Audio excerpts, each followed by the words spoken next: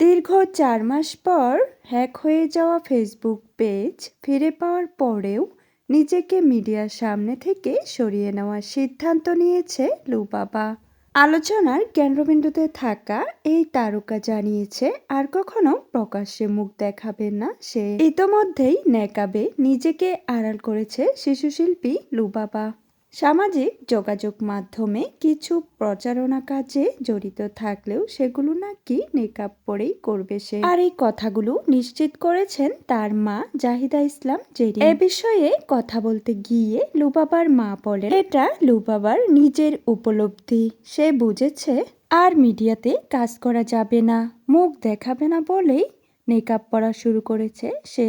এই অবস্থায় মিডিয়াতে কাজ করাও সম্ভব নয়। তিনি আরও জানান, এই পরিবর্তন হঠাৎ কোনো সিদ্ধান্ত নয়। অনেক বেশি ধর্মীয় চর্চার মাধ্যমেই লুবাবার মনে এসেছে মোড় ঘোরানো পরিবর্তন। ইতোমধ্যেই লুবাবা কোরআন খতম দিয়েছে।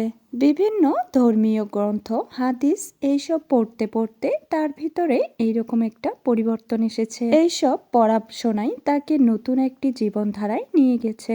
আর মিডিয়ার সামনে এসে এই তথ্যগুলো লুবাবার মা নিজেই জানান দিয়েছে। শুধু তাই নয়, সামনে আরো রয়েছে বড় এক আধ্যাত্মিক পরিকল্পনা। লুবাবার মা আরো জানান, আগামী রমজান মাসে মক্কায় হজ পালনে যাওয়ার জন্য সিদ্ধান্ত নিয়েছে পুরো পরিবার। আলো ঝলমলে মিডিয়ার জগৎ ছেড়ে দিয়ে ধর্মীয় বিশ্বাসের পথে যাওয়াই এখন লুবাবার এক নতুন সিদ্ধান্ত। তো ভিউয়ার্স, এ বিষয়ে আপনাদের মতামত কি অবশ্যই কমেন্টে জানিয়ে দিবেন।